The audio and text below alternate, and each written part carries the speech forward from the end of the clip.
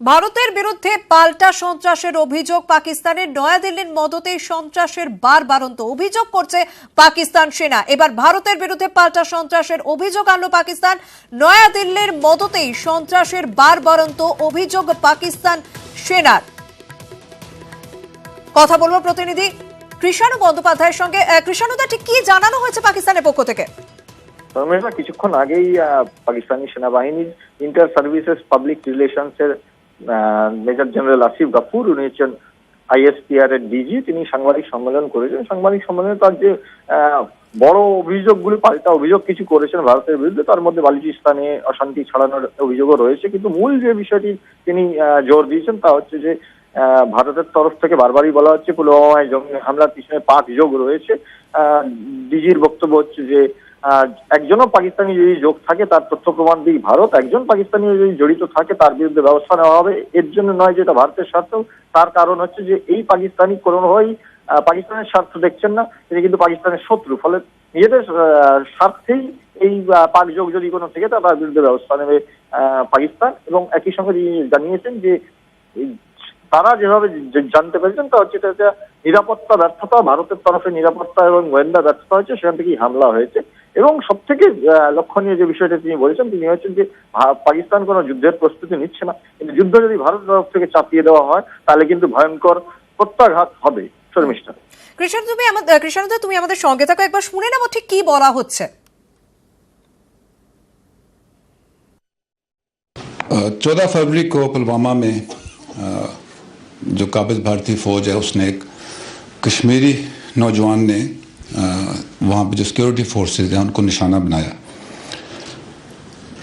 और जैसा कि होता है कि वाक़े के फ़ौरन बाद फौरी तौर पर पाकिस्तान के ऊपर इंडिया की तरफ से इल्ज़ामात की बारिश हो गई, बग़ैर सोचे, बग़ैर समझे, बग़ैर किसी सबूत के जो इल्ज़ामात लगाए गए थे उसकी अपने तय थोड़ी तहकीक की। उसके बाद जब आप शोर फुटेड हुए तो प्राइम मिनिस्टर ऑफ पाकिस्तान ने उसका जवाब दिया।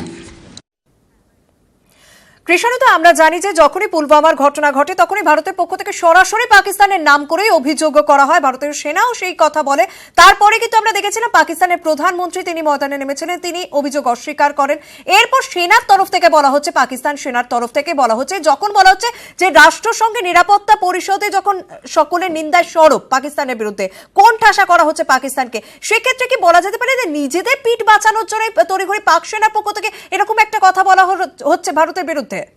এমনটা ভারতের তরফে থেকে ভাবনা যেতেও পারে, কিন্তু এখানে কিন্তু এক্ষেত্রে কিন্তু আরেকটি জায়গায় স্মরণ করতে হবে যে এই ডিজি আইএসপিআর কিন্তু স্পষ্ট জানিয়েছে যে পাকিস্তান কোন রকম ভাবে কূটনৈতিক ভাবে পৃথিবী থেকে বিচ্ছিন্ন হয়নি। এই বিচ্ছিন্ন করার যদিও চেষ্টা চলছে, অনেক রকম চেষ্টাই চলছে, কিন্তু সেটা সফল হয়নি। দুই হচ্ছে যে তিনি কিন্তু আবার আলোচনার প্রস্তাব দিয়েছেন যা পাকিস্তানের প্রধানমন্ত্রী ইমরান খান দিয়েছেন, সেই লাইনেই তিনি জানিয়েছেন যে তদন্ত হোক, আলোচনা হোক, এবং যা যা বকেয়া বিষয় আছে, এমনকি যদি সন্ত্রাস নিয়েও আলোচনা চলতে হবে, সীমানা পার সন্ত্রাস নিয়ে, তা নিয়েও কথা বলতে পাকিস্তান প্রস্তুত, কিন্তু সার্বিকভাবে সব বিষয়ে আলোচনা হোক। যুদ্ধ জিগির যেটা চালানো হচ্ছে সেই প্রয়াসটা ভালো নয়। যেভাবে ভারতের পক্ষ থেকে তার অভিযোগ যে ভারতে বিভিন্ন সংবাদ মাধ্যম থেকে শুরু করে অনেক জায়গা থেকে, মহল থেকে রাজনীতিকরা বলছেন যে যুদ্ধ হোক, বদলা হোক, এই যুদ্ধ জিগির ভালো জিনিস নয়।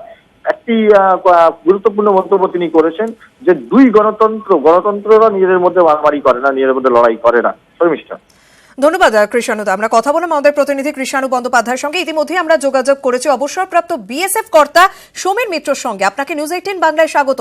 পাকিস্তানের তরফ থেকে বলা হচ্ছে যে ভারতের বিরুদ্ধে পাল্টা সন্ত্রাসের অভিযোগ আনা হচ্ছে, নয়াদিল্লির মদতেই সন্ত্রাসের বারবারন্ত, কি বলবেন? এইসব প্রলাপের কোনো মতামত দেওয়ার দরকার আছে? কারণ আজ পাকিস্তান গ্র্যাজুয়ালি তার যে স্বরূপ সেটা সারা পৃথিবী জানতে পেরেছে, এবং জানার জন্যেই আজকে ইউনাইটেড নেশনসের তরফ থেকে যেটা করা হয়েছে যে পাকিস্তান অলমোস্ট আইসোলেটেড হয়ে, এবং চীনকে বাধ্য করা হয়েছে যে সেই ডকুমেন্টে সই করতে, যেখানে বলা হয়েছে যে জৈশ-এ মোহাম্মদ তাদের মদতে ভারতবর্ষের এই পুলওয়ামায় হয়েছে। এটা আমেরিকা তো বলেই ছিল, রাশিয়া, ফ্রান্স এবং তাদেরই চীনকে বাধ্য করা হয়েছে এতে একমত হতে। যদিও চীন জৈশে মোহাম্মদের মাসুদ আজহারকে এখনো পর্যন্ত গ্লোবাল টেররিস্ট হিসাবে ডিক্লেয়ার করতে সে তৈরি হয়নি।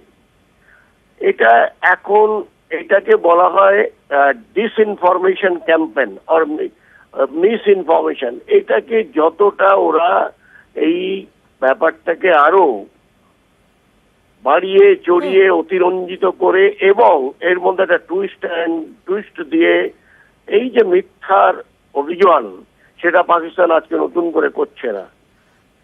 এতে কোনো লাভ হবে না পাকিস্তানের। তবে হ্যাঁ, আজকে এইভাবে করে হয়তো কিছু লোককে ওরা ইনফ্লুয়েন্স করার চেষ্টা করবে, কিছু দেশকেও হয়তো চেষ্টা করবে, কিন্তু মনে রাখতে হবে যে আমরা অত্যন্ত একটা ক্রুশিয়াল মোমেন্টের মধ্য দিয়ে যাচ্ছি, যেখানে আমাদেরকে সজাগ থাকতে হবে, সতর্ক থাকতে হবে।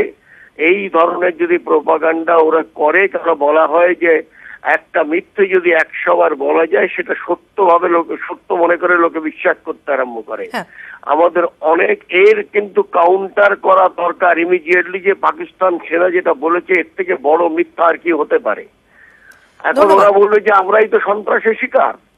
এই সন্ত্রাসের শিকার তোরা তো হবি রে ভাই, কারণ তোমরা ফ্রাঙ্কেনস্টাইনের জন্ম দিয়েছো। আজকে তালিবান কিংবা টেররিজমকে কারা সাপোর্ট করেছে?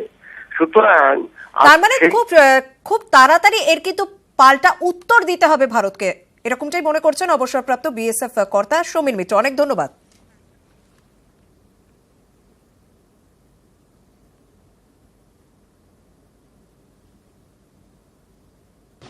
14 फरवरी को पुलवामा में जो काबिज भारतीय फ़ौज है उसने एक कश्मीरी नौजवान ने वहाँ पे जो सिक्योरिटी फोर्सेस हैं उनको निशाना बनाया,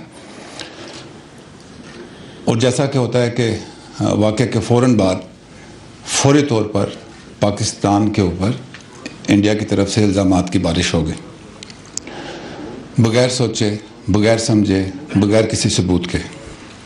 जो इल्ज़ामात लगाए गए थे उसकी अपने तय थोड़ी तहकीक की। उसके बाद जब आप शोर फुटेड हुए तो प्राइम मिनिस्टर ऑफ पाकिस्तान ने उसका जवाब दिया।